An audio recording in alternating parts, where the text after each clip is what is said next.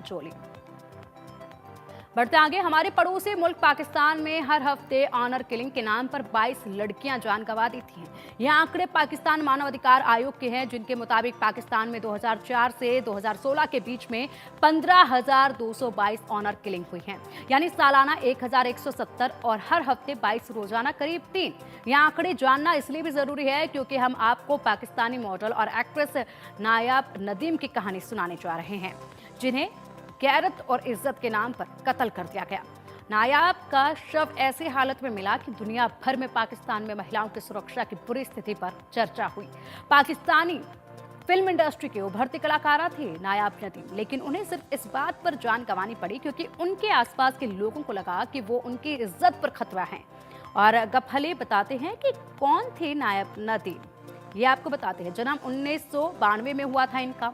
पाकिस्तान में इनका जन्म हुआ था। बचपन से दिखने में बेहद ही खूबसूरत थी। नायाब को मनोरंजन की दुनिया में खासी दिलचस्पी थी। उनके पिता की दूसरी शादी की चर्चाएं भी होती हैं और नायाब के दो सौतेले भाई नासिर और अहमद हैं, जिनको लेकर भी चर्चाएं अक्सर रही।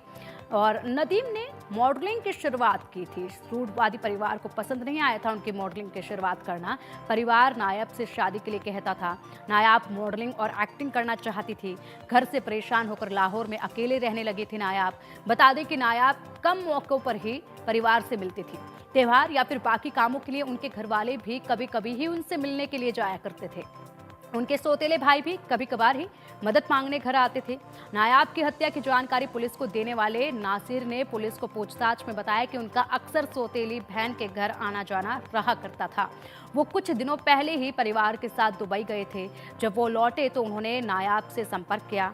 नायाब ने उन्हें 11 जुलाई 2021 को दोपहर में मिलने के लिए बुलाया था और दिए गए समय पर वो नायाब से मिलने के लिए पहुंचे थे, लेकिन देर तक दरवाजे की घंटी बजाने के बावजूद नायाब ने दरवाजा नहीं खोला था।